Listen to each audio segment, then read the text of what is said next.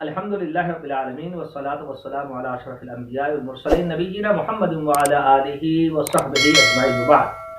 سوال یہ ہے کہ تقلید شخصی کی شرعی حیثیت کیا ہے؟ سب سے پہلے تو تقلید شخصی کو سمجھنا چاہیے کہ اس کی تعریف کیا ہے، اس کا تعارف کیا ہے، اس کی تعریف کیا ہے، تعارف کیا ہے، وہ ہے کیا چیز؟ کسی غیر پیغمبر کو بغیر کسی حوالے کے مستند مان کر اس کی ہر بات کو لے لینا۔ دین میں کسی غیر پیغمبر کی بات کو حرف آخر اور حجت سمجھ لینا بغیر دلیل کے، اور یہ کہنا دلیل تو ان کے پاس ہوگی نا، یہ ہے تقلید شخصی۔ اور القاموس الوحید میں لکھا ہوا ہے کہ آنکھیں بند کر کے کسی کے پیچھے چلنا۔ تو دین اسلام ایسی بے علمی اور جہالت کا انکار کرتا ہے۔ پہلا پیغام تھا اقرا، یہ علم کی اہمیت ہے۔ پھر ولا تقف ما ليس لك به علم ان السمع والبصر والفؤاد كل اولئك كان عنه مسؤولا، اس بات کے پیچھے نہ لگ جس کا تجھے علم ہی نہیں ہے۔ اسی طرح تقلید شخصی کی مذمت میں اتخذوا احبارهم ورهبانهم اربابا من دون اللہ، اس سے بھی استدلال کیا گیا ہے۔ تو تقلید شخصی دین اسلام اس کی حمایت نہیں کرتا، بلکہ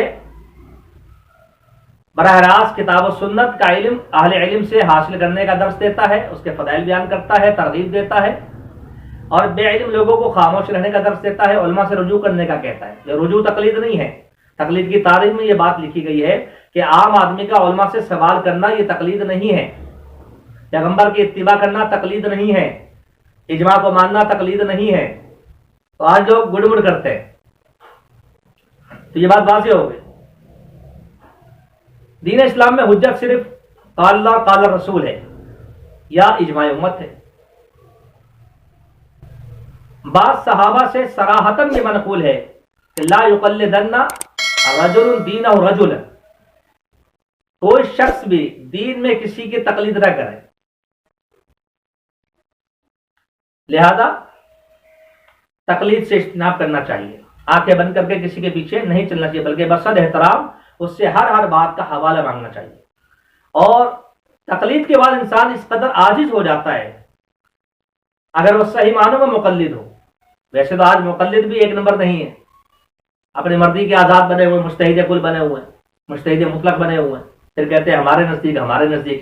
حالانکہ جو مقلد ہو گیا اس کے نزدیک وزدیک اجتہاد سب ختم ہو جاتا ہے۔ تقلید کا جھگڑا یہی ہے کہ چار ائمہ کے بعد اجتہاد کا دروازہ بند کر دیا ہم نے، تو مگر آپ دیکھ رہے ہیں عملی زندگی میں اجتہاد کا دروازہ کھلا ہوا ہے۔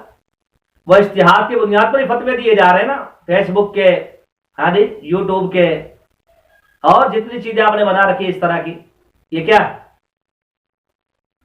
تو حقیقت یہ ہے کہ آج مقلد بھی مقلد نہیں رہے، صرف وہ ہمیں یا ان لوگوں کو جو تقلید نہیں کرتے ان کو چڑھانے کے لیے غیر مقلد کا ایک نعرہ بلند کرتے ہیں، حالانکہ ان کے اپنے ائمہ غیر مقلد تھے۔ بس ہر حوالہ مانگنا چاہیے، ورنہ آج اس قدر ہو جاتی ہے مقلدین کے ہاں کہ تقریر ترمذی میں ایک واقعہ لکھا ہوا ہے کہ 3 مقلد یہ مل کر ایک چوتھے مقلد کے پاس گئے۔ یہ 3 کون ہیں؟ احناف میں سے ہیں، شوافع میں سے ہیں، اور حنابلہ میں سے۔ انہوں نے کہا کہ ہم لوگ ہاتھ باندھتے بھی ہیں نماز میں، اوپر باندھتے ہیں کبھی نیچے باندھتے ہیں، لیکن باندھتے ہیں، تو ہمارا جو چوتھا بھائی ہے وہ بھی مقلد ہے، وہ مالکیہ میں سے ہے، فقہ مالکی کو فالو کرتا ہے، تو ہم کیوں نہ اس سے جا کے پوچھے کیوں، کیا دلیل ہے تیرے پاس ہاتھ چھوڑنے کی؟ تو بغیر ہاتھ لڑکا کے ارشاد کر کے نماز پڑھتا ہے۔ اس کے پاس گئے، سلام دعا کی، اس سے پوچھا کہ تمہارے پاس کیا دلیل ہے، تم ہاتھ چھوڑ کے نماز پڑھتے ہو؟ اس نے کہا دلیل ہوتی تو میں مقلد ہوتا، دلیل تو امام کے پاس ہوتی ہے۔ تو یہ 3 مقلد منہ لٹکا کے واپس آ گئے۔ یہ ہے تقلید۔ اللہ تعالیٰ سے دعا ہے اللہ ہمیں کتاب و سنت پر عمل کرنے کی توفیق دے، اطاعت اور اتباع رسول صلی اللہ علیہ وسلم اس پر چلنے کی توفیق عطا فرمائے۔ وما توفیقنا الا باللہ۔